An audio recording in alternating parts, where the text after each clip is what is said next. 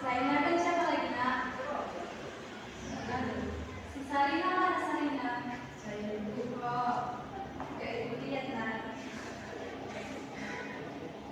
Baik anak, materi pembelajaran kita hari ini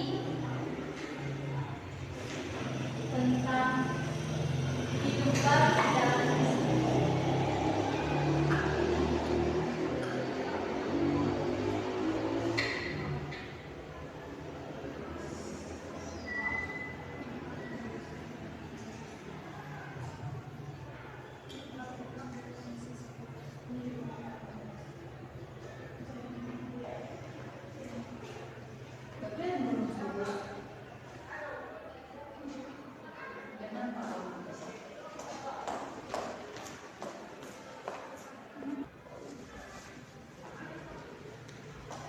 Baik anak-anak, materi pembelajaran kita hari ini adalah hidup baru di dalam Kristus.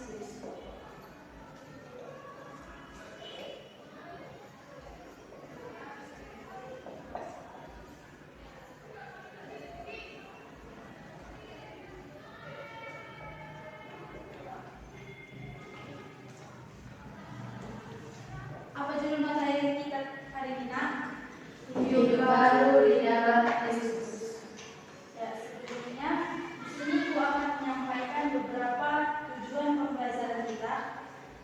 Dengan mempelajari hidup baru di dalam Kristus, kita akan memahami makna hidup baru, memahami tokoh Alkitab yang mengalami hidup baru, dan bagaimana penerapannya di dalam kehidupan kita sehari-hari. Nah, sebelumnya pasti di sini kita sering sekali mendengar ketika ada orang yang baru menikah, pasti mereka selalu mengucapkan selamat menempuh hidup baru. Betul tidak? Betul. Menurut kalian, apakah hanya pada pengantin baru saja kita bisa mengucapkan selamat hidup baru? Apa sebenarnya makna hidup baru itu? Untuk mendalaminya, Ibu minta Christine untuk membacakan pengertian hidup baru menurut Kristiani. Dalam konteks Kristen, hidup baru seringkali terkait dengan konsep pertobatan dan kelahiran baru dalam iman. Ini mencerminkan transformasi spiritual dan komitmen hidup yang baru. Dalam konteks Kristen, hidup baru seringkali terkait dengan konsep pertobatan dan kelahiran baru dalam iman. Ini mencerminkan transformasi spiritual dan komitmen hidup yang baru kepada Tuhan. Pertobatan dianggap sebagai awal dari hidup yang perbaharui dan penuh makna, sesuai dengan ajaran agama Kristen. Nah, benar sekali. Di sini makna hidup baru itu, hidup baru sering identik dengan pertobatan, di mana kita meninggalkan segala dosa-dosa kita yang lama dan kembali ke jalannya Tuhan, menuruti segala perintahnya. Nah, setiap kita pasti akan mengalami hidup baru. Kapan itu waktunya? Ketika kita mau percaya kepada Yesus, menerima Dia 100% yang adalah Tuhan dan Juru Selamat kita, dan meninggalkan segala dosa-dosa kita. Untuk lebih memahaminya, mari kita belajar dari kisah tokoh Paulus. Kita buka di dalam, kita buka Alkitab kita. Semua bawa Alkitab. Saya sering bawa. Kenapa nggak bawa SD? Tetap. Minggu depan jangan lupa lagi ya nak. Gantian aja nanti kita bacanya ya nak. Kisah Rasul 9 ayat 1 sampai 19. Sudah dapat semua nak? Kita membacanya secara bergantian dimulai dari Agustin. Kisah para Rasul 9 ayat 1. Sementara itu berkobar-kobar hati Saulus untuk mengancam dan membunuh murid-murid Tuhan. Ia menghadap imam besar dan meminta surat kuasa daripadanya untuk dibawa kepada majelis-majelis Yahudi di Damsyik, supaya jika ia menemukan laki-laki atau perempuan, dia meninggal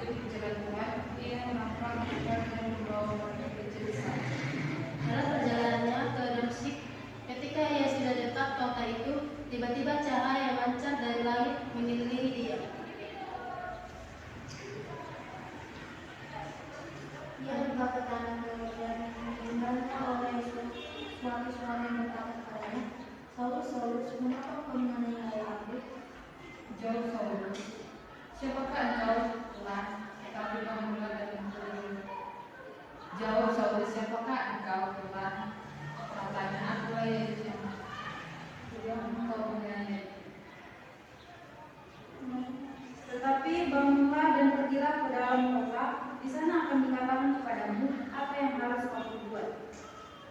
Saulus bangunlah dan berdiri, lalu membuka matanya, tapi dia tidak dapat melihat apa-apa.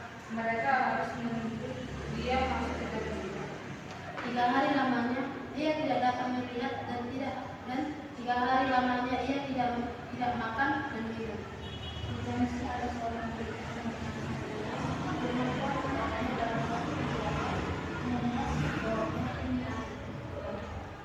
Dengan Tuhan, mari pergilah ke jalan yang bernama Jalan yang carilah dan dengan juga seorang dari Tarsus yang bernama Saulus. Dia sedang berjalan. Dan dalam suatu penglihatan ia melihat bahwa seorang yang bernama Ananias masuk ke dalam dan mengangkat tangannya ke atasnya, supaya ia dapat melihat lagi. Jawab Ananias, Tuhan, dari banyak orang yang telah mendengar tentang orang itu, betapa banyaknya kejahatan yang dilakukan terhadap orang-orang kudusmu di Yerusalem.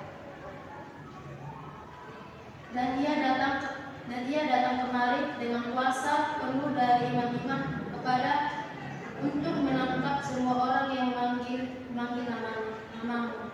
Kita terima perkataannya, itulah sebab orang ini adalah abad pilihan bagiku untuk menegakkan namamu kepada bangsa-bangsa lain serta raja-raja dan orang-orang Israel.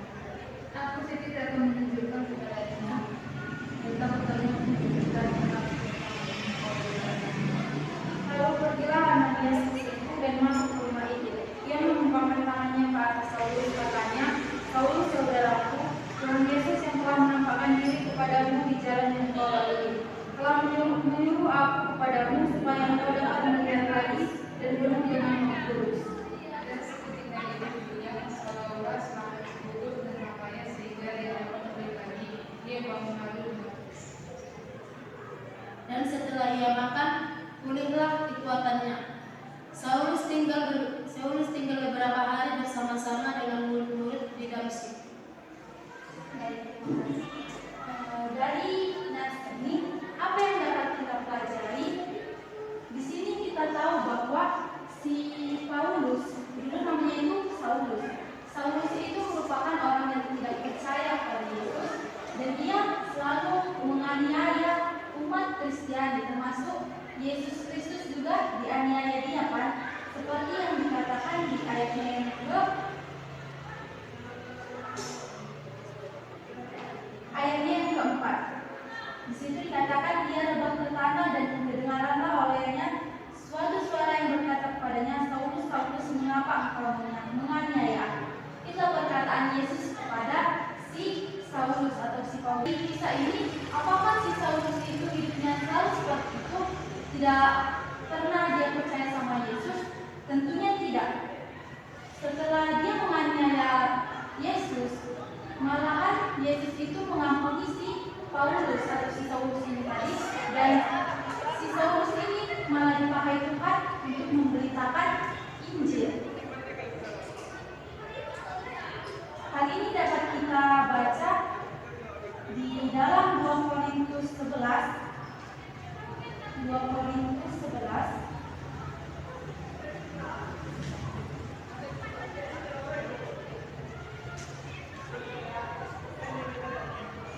ayat 23 sampai 28.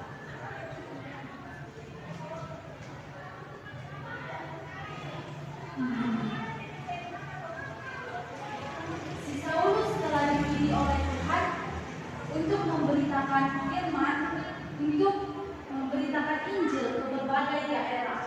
Tetapi apakah di dalam pelayanannya ia tidak mengalami kendala? Apakah di dalam pelayanannya itu berjalan dengan lancar tanpa adanya suatu penderitaan yang dialami si Paulus? Tentunya tidak. Hal ini dapat kita baca di dalam 2 Korintus 11 ayat 23 sampai 28. Di sini ibu akan membacakannya. Apakah mereka pelayan Kristus? Aku berkata seperti orang gila. Aku lebih lagi. Aku lebih banyak berseri lelah, lebih sering di dalam penjara, didera di luar batas, kerap kali dalam bahaya maut. 5 kali aku disesa orang Yahudi, setiap kali 40 kurang 1 pukulan.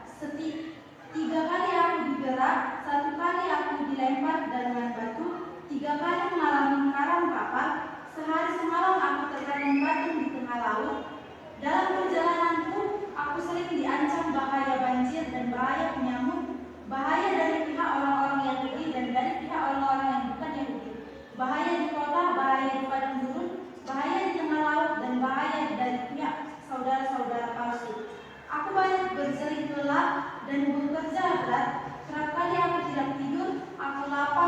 berseragam, kerap kali aku berpuasa, kedinginan dan tanpa pakaian, dan dengan tidak menyentuh banyak hal lain lagi, urusanku sehari-hari yaitu untuk memelihara semua jemaat-jemaat.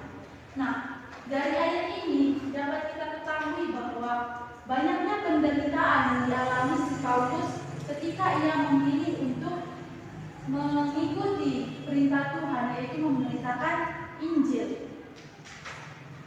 Perjalanan Paulus ini bukanlah hal yang mudah, tetapi apakah ia patah semangat? Pasti tidak. Ia terus berusaha, ia terus berjuang untuk melakukan tugas pelayanannya. Nah, inilah salah satu contoh dari tokoh Alkitab yang mengalami hidup baru, di mana yang tadinya Saulus itu menganiaya Tuhan Yesus, tidak percaya Tuhan Yesus, malahan ia dipakai untuk menjadi alatnya untuk memberitakan firman. Lalu bagaimana dengan kehidupan kita saat ini, anak-anak? Apakah kita sudah sepenuhnya menyadari akan tugas panggilan kita, akan keberadaan Tuhan? Ketika kita mengalami banyak masalah, pasti kita sering sekali merasakan kenapa Tuhan itu tidak mau menolong aku. Begitu banyak masalah yang dihadapi, sudah berdoa aku, tapi Tuhan tidak mendengarkan. Lalu sampai akhirnya kita memutuskan untuk malah menjauh dari Tuhan. Apakah cara hidup yang seperti itu yang diinginkan Tuhan? Pastinya tidak. Lalu untuk mengaplikasikannya di dalam kehidupan sehari-hari, apa yang dapat kita lakukan? Untuk dapat hidup baru di dalam Kristus, kita dapat memulainya dengan memelihara hubungan pribadi kita dengan Tuhan. Memelihara hubungan pribadi dengan Tuhan dapat kita lakukan dengan cara berdoa, membaca firman Tuhan, beribadah, dan lain sebagainya. Nah, di sini ibu mau bertanya, siapa yang tadi pagi tidak berdoa? Semua berdoa? Esti? Tidak. Kenapa? Lupa. Bagaimana kalau besok Tuhan lupa kasih nafas hidup sama Esti? Jadi kita tidak boleh melupakan Tuhan, karena berdoa itu merupakan wujud ucapan syukur kita atas penyertaan Tuhan. Selain itu juga kita dapat membaca firman Tuhan. Siapa di sini yang rajin membaca firman Tuhan? Karina? Bolong-bolong. Kenapa bolong-bolong? Kadang tidur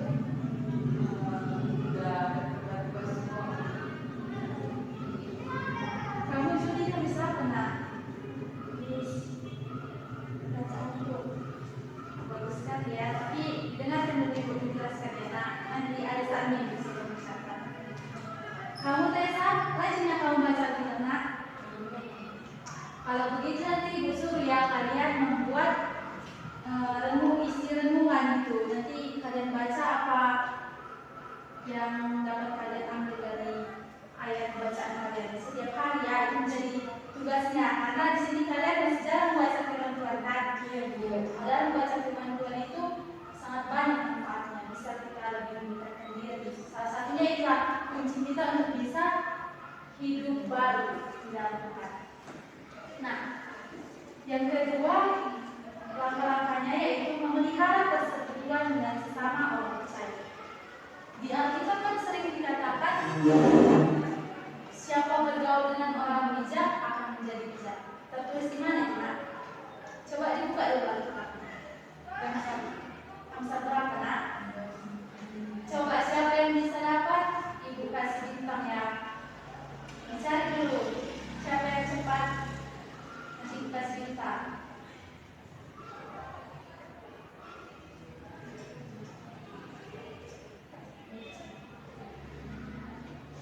Ada yang dapat? Amsal 13 ayat 20. Apa isinya nak? Coba baca cepat.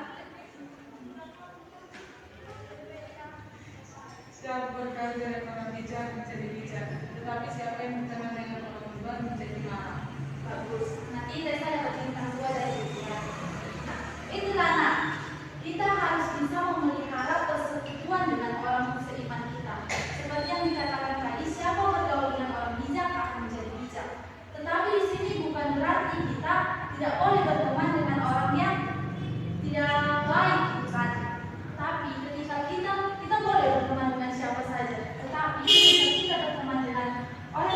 kurang dekat dengan Tuhan, justru kita harus bisa mempengaruhi mereka.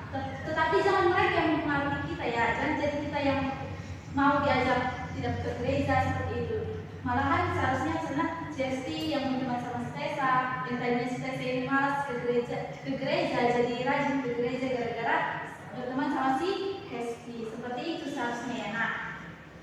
Nah, langkah yang ketiga yaitu belajar mengendalikan diri. Mengendalikan diri sama dengan penguasaan diri. Penguasaan diri itu termasuk salah satu buah-buah roh. Tahu kan? Buah-buah roh ada 9. Salah satunya adalah penguasaan diri. Nah, penguasaan diri ini bagaimana contoh? Seperti ini kan? Ketika misalnya si Hesti ini mengejek-ngejek si Tessa, misalnya disebut-sebut nyala nama orang tua si Tessa. Lalu karena si Tessa ini tidak bisa menguasai dirinya, dia akan mudah emosi dan ingin sekali membalas yang perbuatan dilakukan si Hesti. Akibatnya mereka pasti akan bertengkar. Bahkan juga kalau si Tessa ini dia tidak bisa menguasai dirinya, dia akan mengajak si Hesti untuk ikut-ikutan tidak berteman sama si Hesti. Seperti itu kan? Apakah kalian pernah melakukannya? Tidak kan? Jangan sampai kayak gitu ya. Nah, justru ketika si Hesti bertengkar dengan si Tessa atau mengejek-ejek si Tessa harus sabar menghadapi si Hesti. Si Tessa harus bisa menguasai, mengendalikan dirinya, tidak boleh emosi, tidak boleh dendam, bahkan benci kepada si Hesti. Bukan hanya kepada kalian aja, kepada orang lain, orang-orang di sekitar kalian. Nah, seperti itulah cara hidup yang diinginkan oleh Yesus. Kita harus bisa menguasai diri. Itulah pentingnya penguasaan diri, karena tanpa penguasaan diri kita tidak mempunyai kasih. Hidup kita akan gelisah karena kita menyimpan kemarahan di dalam hati kita. Seperti yang Ibu jelaskan tadi kan oleh si Hesti dan si Tessa. Seperti itulah yang diharapkan oleh Tuhan Yesus. Kita harus bisa mengendalikan diri kita. Bagaimana cara kita agar kita bisa mengendalikan diri kita, agar kita bisa menguasai diri kita? Kita harus bisa menyerahkan diri kita terlebih dahulu kepada Tuhan Yesus, meminta agar Roh Tuhan lah yang bekerja dalam hati kita sehingga hidup kita dipenuhi oleh kasih, kesabaran, dan kedamaian. Seperti itu. Nah, di sini Ibu juga memberikan sebuah ilustrasi. Dapat dilihat nak? Sepertinya kalian ngerti semua ya. Kita akan speaking sebentar ya nak, biar lebih fokus. Lapar, iya Bu Sarina. Sebentar ya nak. Bentar lagi kita pulang nak.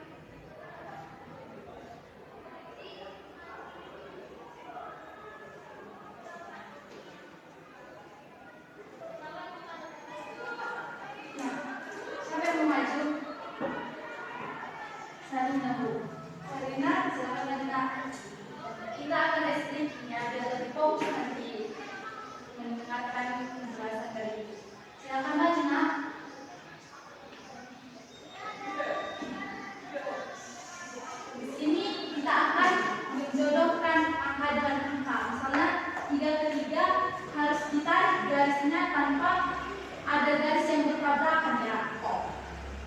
Coba Sarina.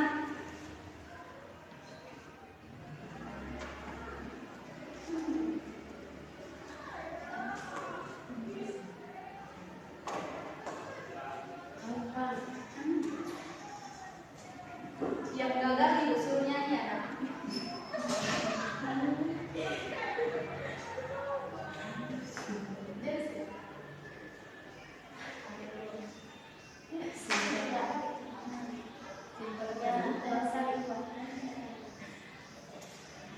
Kita berikan aplaus kepada Sarina.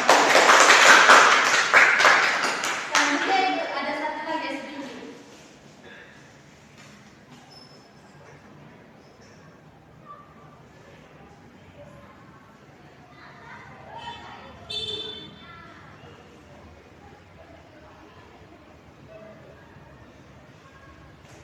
Coba siapa yang bisa menggambarkan segitiga tapi dengan satu kali garis ya, tidak boleh buat garis ini ditarik ke garis sini, harus langsung. Coba si Hesti maju nak.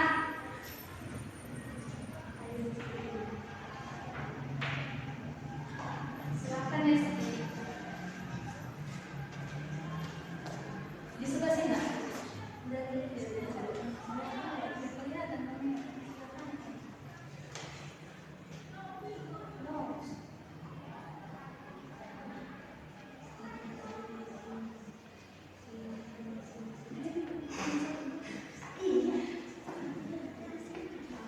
Ya kak, mau dicoba lagi? Iya. Saya bu, nyanyi lagu Hesti ya. Saya bu, nyanyi dia bu, hukum. Bisa Hesti? Saya bu. Tidak bisa? Berarti kurang fokus Hesti ini kan? Coba Tessa. Tessa, nyanyilah kau. Nyanyi lagi mana? Nyanyilah kau. Nanti di akhir pembelajaran kalian akan disuruh nyanyi ya. Yang bu. Gimana? Bapak ini nak.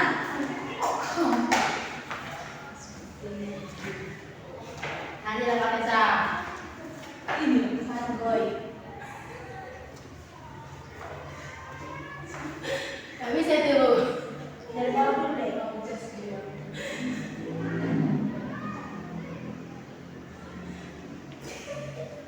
Gak bisa Tessa. Bisa nak? Nyanyi aja bu. Aku bisa. Gak boleh seperti itu ya nak. Nyanyi.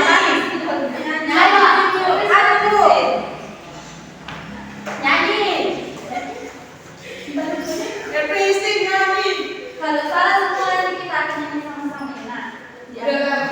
Nyanyi ya Christine. Enggak apa-apa, Christine udah itu salah. Bu, si Christine salah bu. Nyanyi dia bu. Aduh salah. Salah. Sekarang boleh nanti yang bisa ya. Nanti yang lainnya ibu suruh nyanyi. Nah, di sini anak-anak, ibu memberikan sebuah ilustrasi gambar. Sumur. Nah, sumur ini ibaratkan ketika kita mempunyai sebuah masalah, kita berada di dalam sebuah sumur. Akan sulit sekali bagi kita untuk bisa keluar dari sumur tersebut. Akan sangat sulit sekali bagi kita untuk bisa keluar dari masalah tersebut. Kita melihat kanan kiri kita, sekeliling kita, semua tidak ada jalan keluar kan ketika kita berada di dalam sebuah sumur. Tetapi apakah yang betul kita tidak bisa keluar dari sumur tersebut? Pastinya tidak. Masih ada celah yaitu dari atas. Kita bisa keluar dari atas. Sama seperti masalah kita. Ketika kita ada masalah, banyak orang-orang di sekeliling kita yang tidak peduli dengan kita, bahkan orang tua kita, keluarga kita, teman kita, orang-orang yang ada di sekitar kita, tidak ada yang peduli, tidak ada yang mau menolong kita untuk mengatasi masalah kita. Tetapi kita harus melihat ke atas bahwa ada Tuhan yang bisa membantu kita keluar dari masalah kita tersebut. Ada Tuhan yang akan memberikan jalan keluar bagi kita. Kita harus bisa kembali datang kepada Tuhan, meminta pertolongan dari Tuhan. Seperti juga gambar ini. Gambar ini merupakan sebuah anak kecil yang sibuk dengan gadgetnya. Dia membuka Facebook, Instagram, Twitter, dan lain sebagainya. Sampai ia tidak menyadari, sampai ia tidak mengetahui bahwa Tuhan Yesus selalu menunggunya. Tuhan Yesus menunggu dia untuk kembali kepadanya. Jadi untuk mengalami hidup baru ini tadi, anak, kita harus bisa meninggalkan semua urusan-urusan duniawi kita. Ketika kita banyak masalah, datanglah kepadanya. Tuhan itu selalu ada di samping kita. Dia selalu menunggu kita untuk kita kembali, untuk kita bertobat kepadanya. Jadi mulai sekarang, mari kita belajar untuk bisa menyadari akan kehadiran Tuhan di dalam hidup kita. Kita harus datang kepada Tuhan. Percayalah, Dia akan selalu menyertai. Berjalanlah terus bersamanya sampai kita mendapatkan mahkota.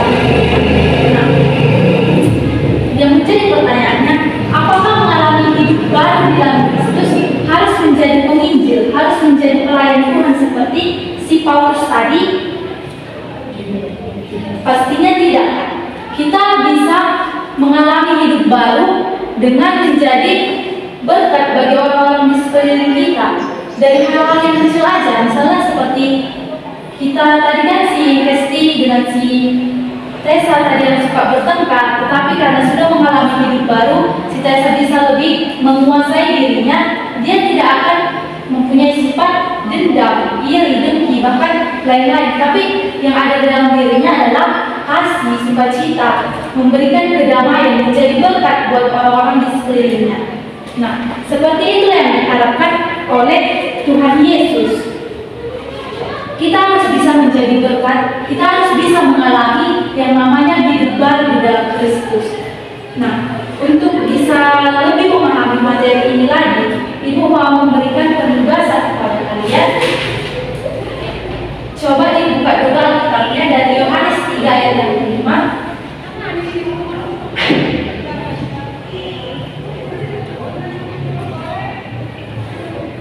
Yohanes 3 ayat 5. Sudah dapat, nak? Nah, coba kalian baca dulu kitab Yohanes 3 ayat 5, lalu kalian tuliskan apa makna dari ayat tersebut. Nanti Ibu akan tunjuk beberapa orang menjawab. Ibu berikan waktu 5 menit. Semua bisa?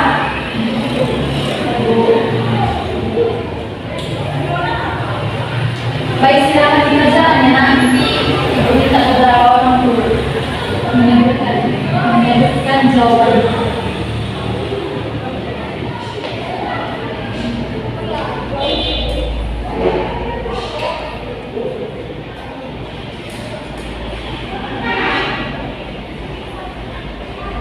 Sudah jelas tugasnya, nak? Sarina, tahu apa tugasnya, nak?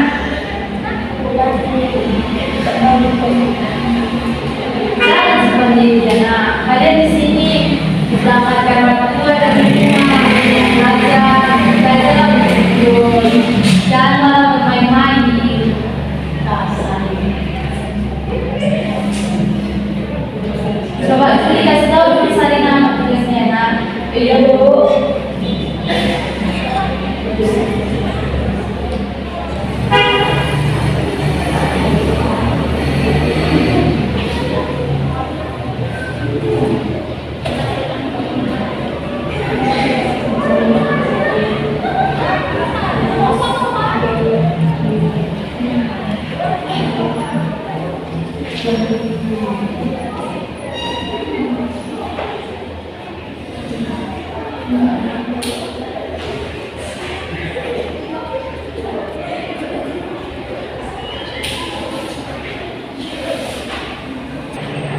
Sudah selesai?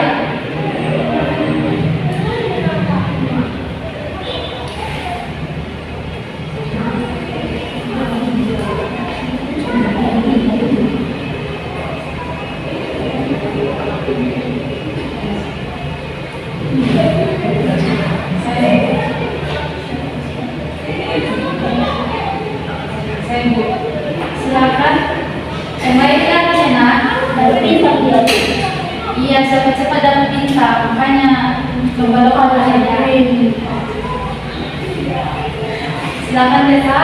Didirikan kembali kita tidak dapat melihat kita berjalan. Lalu yang tinggi kita bisa menimbulkan dua alasan. Pertama, manusia termasuk mereka yang paling cermat menjalankan Taurat sudah mati sehingga tidak lagi mampu mengikuti semua tuntunan alam. Ternyata Islam kembali hidup yang dapat mengaruniakan kehidupan rohani yang dibutuhkan umat manusia untuk menjalankan kehendak Allah. Manusia sudah jatuh karena besar sehingga tidak terhitung lagi sebagai bagian dari kerajaan Allah.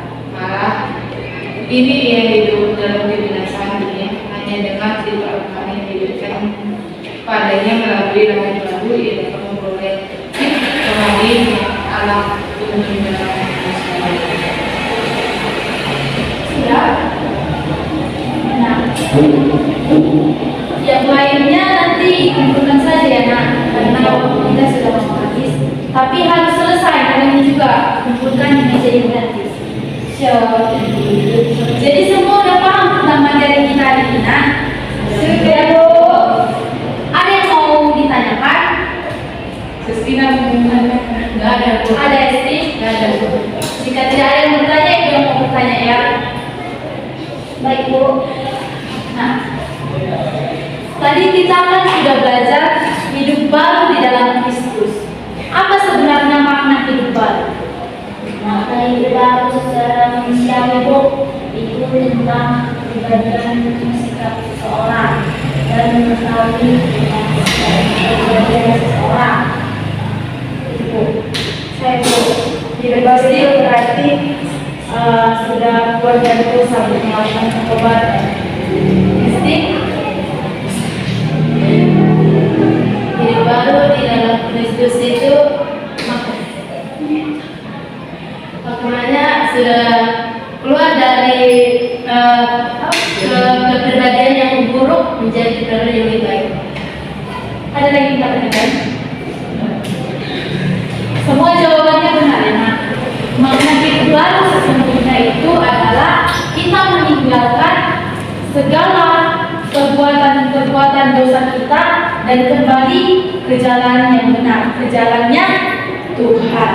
Jadi hidup baru itu dapat kita lakukan dengan beberapa cara tadi. Ada 3. Apa yang cara yang pertama? Cara yang pertama adalah nggak ingat. Berarti belum paham sama saya ini.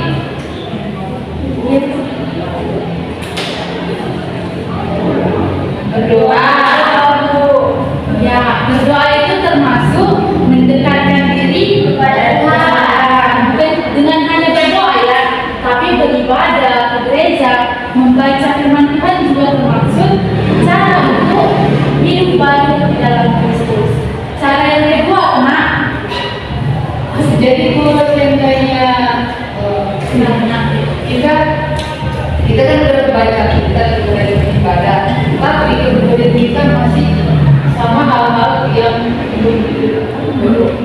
duniawi kita ikuti. nah, ketika misalnya kita sudah rajin beribadah, kita sudah mendekatkan diri kepada Tuhan, tetapi kita masih terjerumus dengan hal-hal duniawi, itu berarti kita belum 100% mengikuti Tuhan. Kita belum 100% mengimani apa yang kita lakukan bersama dengan Tuhan. Jadi istilahnya ketika Salina setiap hari minggu beribadah ke gereja, berdoa, membaca firman Tuhan, tapi itu hanya kami lakukan sebagai formalitas saja. Jadi kalau misalnya karena takut dimarahi orang tua, jadi pergi ke gereja seperti itu, tidak kamu imani benar-benar dari dalam hati kamu. Jadi kamu itu melakukannya, ya udahlah, tidak dimarahi orang tua.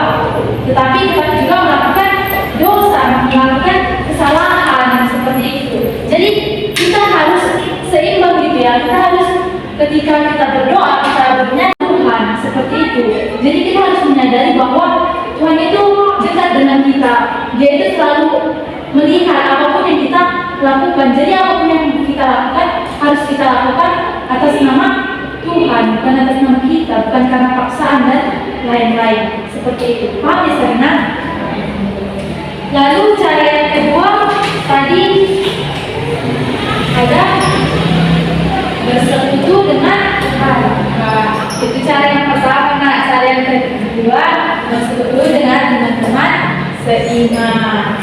Jadi kita harus berteman dengan orang-orang yang percaya kepada Tuhan. Tetapi bukan berarti kita tidak boleh berteman dengan orang yang tidak baik, orang yang belum percaya sama Tuhan. Tapi ketika kita berteman dengan mereka, harus kita yang mempengaruhi, jangan mereka yang mempengaruhi kita. Seperti itu. Paham, nak?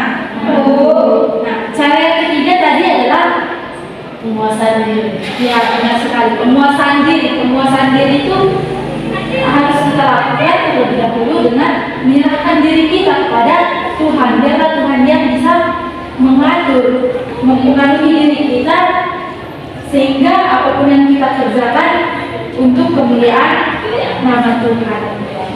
Nah, demikian pembelajaran kita hari ini yang menjadi kesimpulannya. Hidup baru itu berarti kita meninggalkan segala perbuatan jahat di masa lalu kita, keinginan-keinginan diri kita, dan kembali ke jalannya Tuhan. Atau dengan kata lain, hidup baru ini identik dengan pertobatan yang benar kepada Tuhan. Nah, tadi contoh Alkitab kita dapat lihat si Paulus, dia yang menganiaya Tuhan Yesus, tapi tidak seperti itu kehidupan dia selama di dunia ini, tidak seperti itu. Justru ia yang menganiaya Yesus dipakai untuk menjadi alat yang memberitakan Injil ke berbagai daerah. Nah, dapat kita lihat juga tadi menjadi pembelajaran kita bahwa tidak mudah menjadi pemberita Injil Tuhan seperti yang dilakukan oleh Paulus.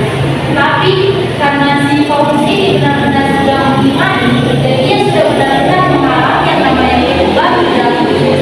Jadi apapun penderitaan yang dialami dia selama ia melakukan pemberitaan firman Tuhan, ia tidak patah semangat, tapi ia tetap melakukannya untuk kemuliaan nama Tuhan, agar banyak orang-orang yang bisa mengalami seperti apa yang dialami oleh dia, mengalami yang namanya hidup baru.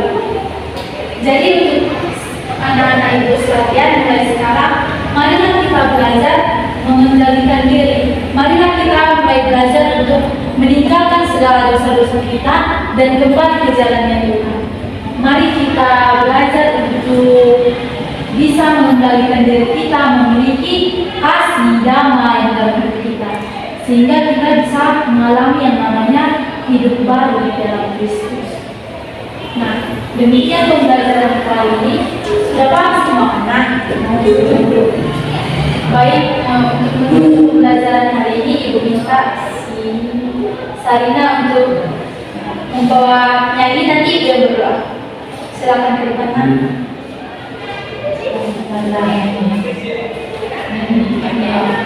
Berdoa.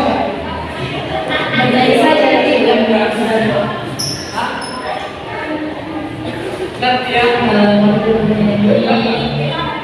Hari ini kurasa bahagia. 1, 2, 3 ya. Hari ini kurasa bahagia berkumpul bersama saudara seiman. Tuhan Yesus persatukan kita, tanpa memandang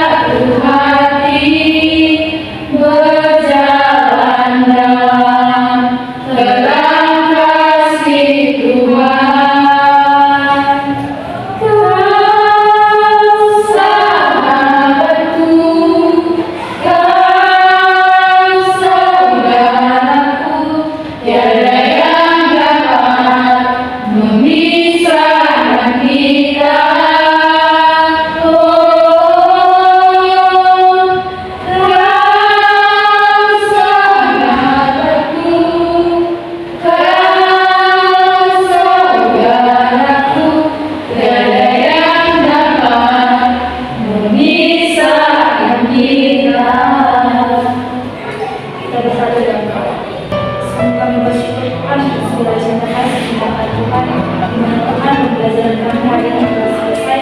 Berkati Tuhan Yesus pembelajaran kami hari ini, di mana kami mempelajari tentang hidup baru dalam Kristus.